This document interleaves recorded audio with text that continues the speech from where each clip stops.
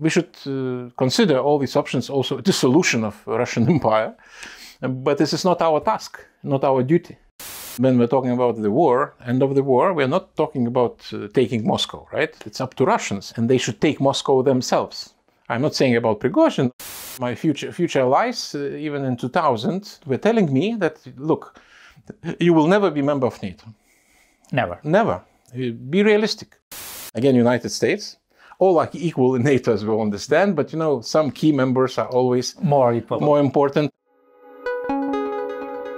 NATO summit is approaching, and Ukraine is going to get an invitation to the alliance there. Is that feasible? We will talk to former Foreign Minister of Lithuania, Linas Linkevičius. Linas, welcome to Kyiv. Thank you. Welcome to our studio. You've been a Minister of Foreign Affairs of Lithuania for 8 years. Yes. Of course, sir, I have no other options than to start from NATO summit in Vilnius. That will start in a few days. What do you expect? What will happen there? And will Ukraine see that we have got what we want? You know, summits, they have their own agenda, regardless where they're taking place. So it's not Lithuanian summit, it's summit in Vilnius. And that means there are many questions will be discussed. But definitely you're right. Ukraine is on our mind. Ukraine is a litmus test of resilience, I would say, and also a sustainability of international organizations, which performed not very well recently with the United Nations in lead. We saw this incapability to act in time sufficiently. And it was also a test for NATO. For NATO countries. I have to say that really a litmus test would be either Ukraine gets an invitation or some kind of clear roadmap or vision of invitation, or we don't get it. How do you see, is NATO ready for that? First, I have to say that it's not yet clear, because discussions will last until last second probably, or last moment, and how it will be drafted in the communiqué, it's still a question. We will see, but we all hope, I believe that majority of our colleagues, they understand that it should be some progress, because in Bucharest, Ukraine and Georgia at that time were promised membership. 15 years passed, and not much happened. Some political cosmetics, I would say, not just cosmetics, package of support. There is commission of NATO and Ukraine, which will be transferred to the council, which is a big deal, but it's just technical decision. It's not so essential, you know. The main issue is invitation, as you said. Also, at the same time, even Ukrainians understand that they cannot be invited to join during the war. But after the war, it should happen. They must be given security guarantees. And that's also needless to say how it's important. Not everyone agrees with that. Some are too careful, and some still believe that they are not going to provoke Russia, which I believe is a stupid thing, because this non-provocation of Russia proved to be wrong for many years. And many years, allies didn't learn lessons, I would say, from what happened after occupation of 20% of the territory of Georgia, the annexation of Crimea. Sanctions were weak. Even now, we have 11 packages of sanctions, and they are still not exhausted, right? Although, as we remember all these statements that if Russia will invade, year ago, right? Sanctions will be devastating, and immediately everybody will see that economy will collapse. Nothing happened. Nothing happened. So my point is that what we threatened to do, it was not delivered, by all means. You said that a majority do understand that Ukraine have to be invited, and let's not hide that elephant in the room. A minority is the United States. I will not name names. For me, it will be not correct to do, but I'm right. We need consensus. That's true. And some colleagues believe that they are careful and they are responsible, but in my view, it's irresponsibility. It's same story as it was in 2008. I participated in that summit. I remember when we were fighting for giving membership action plan. We said that this is not membership. It's just bureaucratic plan. It's not a big deal, right? But our colleagues said, no, it will be provocative. And then war started in South Caucasus. And again, I remember my colleagues, look, so we were right. You see, war started. But the answer was, no, you were wrong. It would be even worse. So that's such a different perception. And again, we will see this provocation, this matter of attitude. But you also can provoke by not doing something when you need to do. And this is exactly the case, by the way. When you're not doing something, Russia could be provoked to continue to do what Russia does recently. I understand that you do not want to name names, but I'm a journalist. For me, it's easier. It's Joe Biden and Jake Sullivan who do not want that. But I cannot realize what is behind that logic of those who are opposing to invade Ukraine. How do they explain? They cannot just say no. They definitely do explain that. I cannot follow that logic because, again, even not that. For instance, when there are limitations or somebody asking Ukrainians not to attack targets on Russian territory, which is totally stupid and understandable.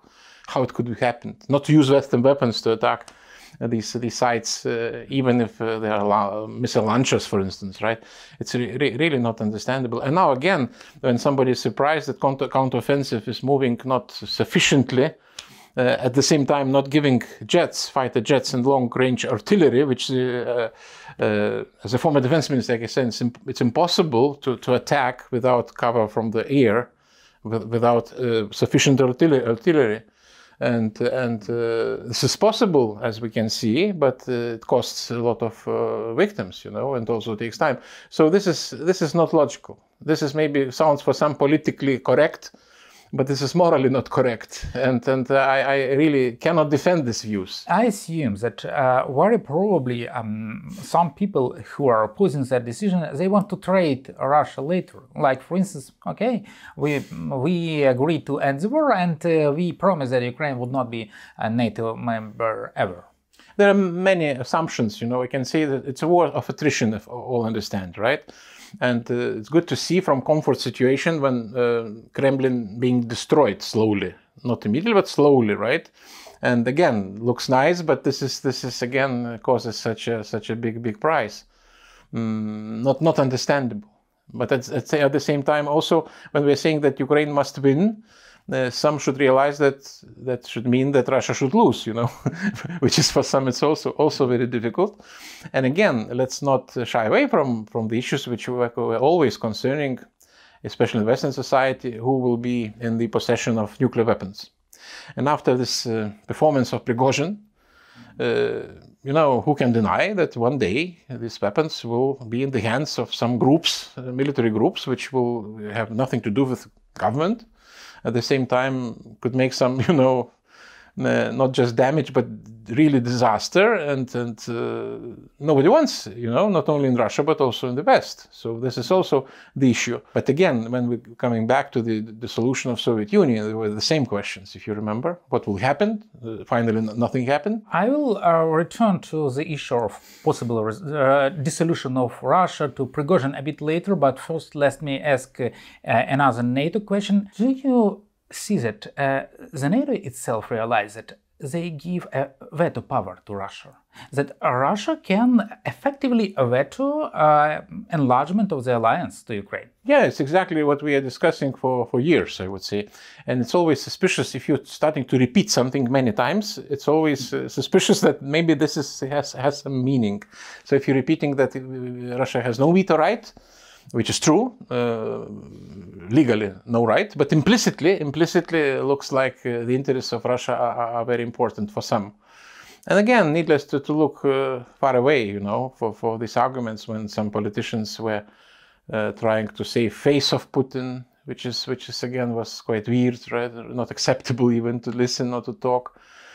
Those compromises sometimes creating mess and losing authority, losing trust, losing confidence, which is also the case. So what I'm trying to say, not naming names myself, but I'm really not shying away from criticizing Western position in this inconsistency. So what I would add again, this is not morally right when you're not giving sufficient military support with restrictions and not political support, which is needed now. So this is losing authority, losing trust, and which is definitely should be understandable also in the West.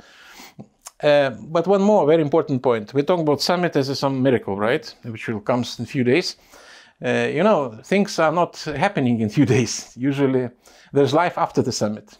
So if we will not achieve something, it shouldn't be disaster. We should not give up from the chosen way and should continue. My experience. I spent many years also at NATO as ambassador, as a Minister of Defense, and I remember my future allies, even in 2000, yeah, in 2000, we were members in 2004, maybe if you remember, but in 2000 they were telling me that, look, you will never be member of NATO. Never. Never. Be realistic. Look at the map, you know, look at the environment, geopolitical interests, stability. It was not an official statement, yeah, but was privately said. Your country is nice, small, your freedom fight also very impressive, but look, be realistic. So my point is that it's a bit different, right? If in Bucharest we can criticize that this decision was not backed by substance, but nevertheless, Ukraine will be member. In our case, it was different. You will never be member. And something changed, you know when? After 9/11, in our case. After this attacks on Trade Center, Pentagon, and mindset changed overseas, first of all. Again, United States. All are equal in NATO, as we understand, but you know, some key members are always more important. And they changed the mind and they decided to defend Baltic states during the crisis. And then there was Prague Summit, we were invited, and Bush came to Vilnius and made a very important statement that no one will attack Baltic states. And anyone who would choose Lithuania as an enemy has also made an enemy of the United States of America.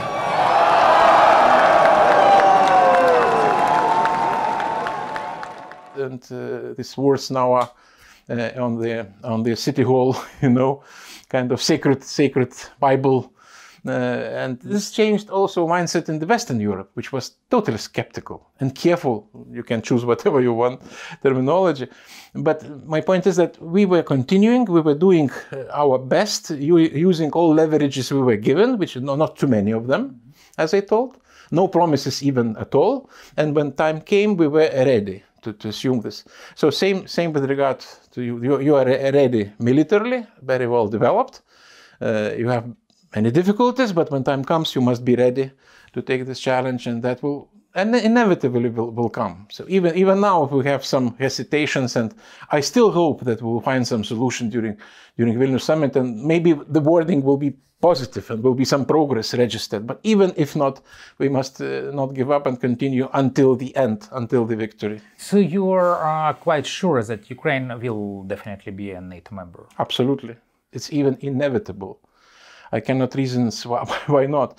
Again, comparing to my case. I remember about 1 year ago, last summer, in the West, no one even tried to imagine that Russia can collapse. Now we see that some people at least say that publicly.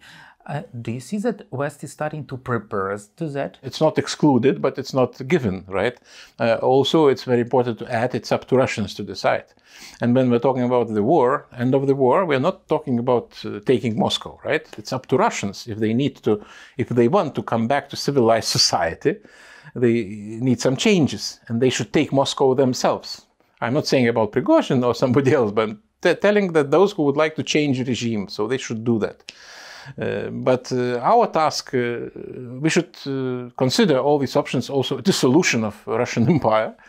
But this is not our task, not our duty. And regarding Prigozhin, we know that now he is in Belarus, at least it's publicly stated, and we see that some part of his army is also there, right next to Vilnius. Is there a threat? No, militarily, I don't think it's again, it shows the situation, the status of Russian society. You know, in the armed forces should be a unique single chain of command, especially in the crisis. How many chains of command in Russia, God knows, right? And they are even fighting with each other, even able to organize a coup or some attempts of the coup. So this shows this health of the society, which is definitely by far not stable. Again, it looks like you can organize coup, you can take in the tension all country for whole day, you can take big city with the main headquarters, right? And then you can be free. You say he's in Belarus, God knows where he is. He was also traveling to Moscow, freely, by the way, negotiating on something, making statements. Maybe he will go to Africa again for some business reasons. So this is possible in Russia. This is possible, but when it comes to the to use of him in Ukraine, probably it's not the case anymore, which is also very important because, needless to say, his absence in Ukraine is important. It's good for Ukraine, right? What he will do with these few not so big forces in Belarus, it's a big question mark. I personally do not believe. I believe that remainings, not necessarily with his leadership, they will go to Africa or somewhere else. I cannot see any role in Belarus against Ukraine, also against anybody else. It could be something for provocations, which is Russia quite gifted. Like that's possible. To have a straight march towards Königsberg. I don't know. So whatever. So, provocation means if you are separate from the government, you can play these things. But Putin was smart enough to disclose financial sources, which was a big mistake, I believe, by him. It was even criminal matter, addition to what he did. Accused as a war criminal, so it's additional crime when he openly said about fully financing, right, of this group of billion per year. Maybe it should be even more money for that, but nevertheless, it's sufficient to prove that this is not a separate force, but this is hand of Kremlin. And now for Prigozhin, whatever he will do, provocation or whatever, will be very difficult to convincingly tell that this is nothing to do with the government. So that's again, so why I believe this probability also, even if it was considered some time ago, now it's not feasible for these reasons. And with Prigozhin case, don't you think that he can be enacted towards Lukashenko? We are just now making some theories, right? We don't know the substance, but since he betrayed Putin, he will betray easily Lukashenko when he will need to do that. So for Lukashenko, it will be also very dangerous to have such a force. Comparing to his army, which is not capable enough, as we all know, to have this combat experienced, whatever size of this troop, whatever, but it's also quite dangerous. So I don't know whether it's an asset for Lukashenko. I think it's high time to finalize our interview, but I will just ask you to comment shortly European future of Ukraine. Everyone is definitely sure that Ukraine will be the EU member, but when can it happen? Again, nobody will tell you. In our case, when we applied for NATO membership, it was 1994. I remember quite well. I was defense minister at that time, and in 10 years we became members. It was about the same time with European Union. I hope with this realistic to start accession negotiations for Ukraine this year, because regardless all this war and everything, but there's a progress on some aspects which were raised by European Commission, and I hope it will be registered and that will be sufficient to start negotiations. Some people say that 2027 is feasible. It's not calendar driven. It's reform driven. As experience, I would tell you that there were some European leaders mentioning 2025 integration of Serbia. You remember? Which was yeah. So it's groundless. It shouldn't be. It's not calendar driven. But Ukraine on very right track. Thank you for that interview, and please stay with European Pravda at our YouTube channel.